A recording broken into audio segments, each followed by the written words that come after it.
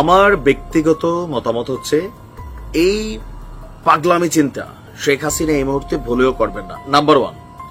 Number 2, doctor Mohammad ইউনূসও তার শাসনামলে আওয়ামী লীগের এই প্রধানকে ফিরিয়ে এনে বিচার করা বা পরিস্থিতিকে কন্ট্রোল করা এটা বড়ই অসাধ্য ব্যাপার হবে। কোথাও না কোথাও হয়তোবা অন্তরে থাকতে পারে যে না, আমার নির্বাচনের সময়সীমাটা পার হয়ে যাক, এটা রাজনৈতিক সরকারের হাতে দেশ তুলে দিই, তারপর বিচারিক প্রক্রিয়ায় শেখ হাসিনাকে ভারত থেকে ফিরিয়ে আনা হবে, বিচার টিচার করা হবে। দর্শক, অনেকদিন পর আবারও আলোচনায় শেখ হাসিনা। গেল কয়েকদিন আগে ভারতীয় গণমাধ্যম আনন্দবাজারে ফাটাক্যাস্ট ওরফে আওয়ামী লীগকে শেষ করে দেওয়ার দাবি বিভিন্ন নেতারা করে থাকেন যে একটা চক্রের কাছে শেখ হাসিনা বন্দী ছিলেন, জিম্মি ছিলেন। এই চক্রের বাহিরে তিনি কোনো কথা শুনতেন না, সিদ্ধান্ত নিতেন না, আর সেই চক্রের একজন প্রধান হোতা হচ্ছে ওবায়দুল কাদের। তো শেখ হাসিনার পরে দলটির সর্বোচ্চ গুরুত্ব পদে থাকা এই ব্যক্তি ভারতের আনন্দবাজার পত্রিকায় কিছু বক্তব্য দিয়েছেন। তবে এই বক্তব্যে আমার কাছে মনে হয়েছে পলিটিক্যাল বক্তব্য। বাস্তবতা হচ্ছে শেখ হাসিনা বা ওবায়দুল কাদেরের মতো নেতারা জীবনেও আগামী 2-4 বছর বাংলাদেশে ঢুকবেন না, পরিস্থিতি তাদের অনুকূলে না গেলে। কারণ এখনো টোটালি প্রতিকূলে, আসলেই গ্রেপ্তার হবেন, বাকি এমপিরা রাস্তায় লাঞ্ছিত হবে, মব হবে, অনেক কিছু কিন্তু হবে। আর এই ঘটনাগুলায় সর্বসম্মতভাবে আওয়ামী লীগের বিপরীতে যারা রাজনীতি করে এক হয়ে যাবে। সো এই পাগলামি তিনি করবেন বলে আমার মনে হয় না। এখন তিনি আপনার বলছেন আনন্দবাজারকে দেওয়া সাক্ষাৎকারে যে শেখ হাসিনা শত শত খুনের মামলা মাথায় নিয়ে কবে দেশে ফিরবেন প্রশ্ন ছিল, কবে হবে তার বিচার। তো ওবায়দুল কাদেরের বক্তব্য, সবাইকে ধৈর্য ধরতে হবে। তিনি প্রতিদিন দেশের নেতাকর্মীদের সাথে যোগাযোগ রাখছেন, অনুপ্রেরণা দিচ্ছেন। এমনকি ঈদের দিন বিকেলে শেখ হাসিনার সাথে ওবায়দুল কাদেরের কথা হয়েছে, সুস্থ আছে।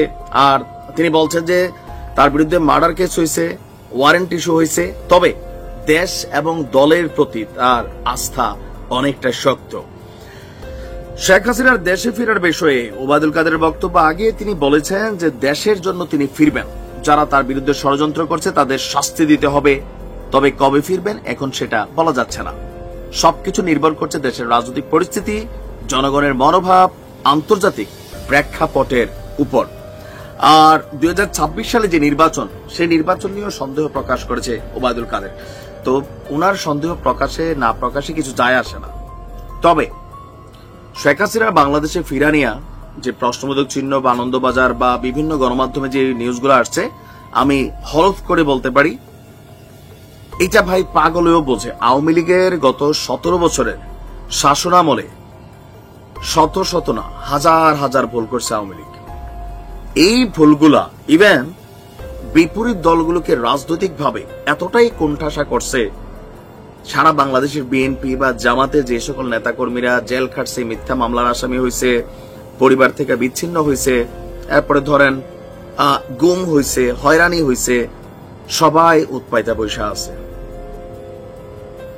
একটা সুযোগ পাইলেই অনেক কিছু ঘটে যাবে, যেটা সরকারও কন্ট্রোল করতে পারবে কিনা আমার সন্দেহ আছে। যদি খবর আসে যে শেখ হাসিনা দেশে ঢুকবেন, আপনি দেখবেন বিএনপি, জামাত ইসলাম, এনসিপি, ইসলামিক দলগুলা বা আরো যারা, তারা সবাই একত্রিত হয়ে 32 যেমন ভাঙা দিছিল, ঠিক ওই রকম আরো খারাপ পরিস্থিতি দেশে তৈরি হবে। আর বাকি রইল নির্বাচনে জয়ের বিষয়। হ্যাঁ, এখনো বাংলাদেশের কিছু কিছু জায়গায় আওয়ামী লীগ জয়লাভ করবে, 2-4-10টা সিট পাবে, এটা বাস্তব। কিন্তু বাকি জায়গাগুলোতে বা জনগণের প্রতি যে ইফেক্টের একটা ইস্যু আছে, জনগণ যে ইফেক্ট হয়েছে, তো সেগুলোর কি একটা জবাব লাগবে না? এই যে দাগগুলা, ক্ষতগুলা, এগুলা মুছতে সময় লাগে ভাই। আগামী 7 বছর, নির্বাচন হইতে আরো 1 বছর, পরে 5 বছরে 6 বছর বাংলাদেশ আওয়ামী লীগ কাকতালীয় কোনো ঘটনা না ঘটলে জনগণের কাছে যে ইমেজ, সেটা ফিরাইতে পারবে না, জীবনও পারবে না। অনুতপ্ত হইতে হবে, ভালো কাজ করতে হবে, ক্ষমা চাইতে হবে, ভুল স্বীকার করতে হবে। তারপরে যেই সরকার ক্ষমতায় থাকবে তারা যখন ভুল করবে, একের পর এক জিনিসগুলো নিয়ে ঘটনা ঘটবে, তখন হয়তো জনগণের কাছে একটা সময় ফিল হইতে পারে যে না, আবার আওয়ামী লীগরে আনো।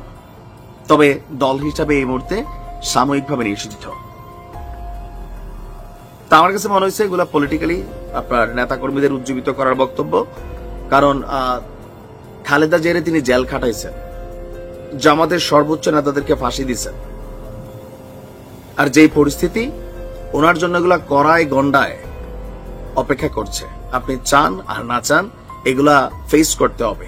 সো মনে হয় না যে তিনি এই ধরনের আত্মঘাতী সিদ্ধান্ত নেবেন। ভালো থাকুন।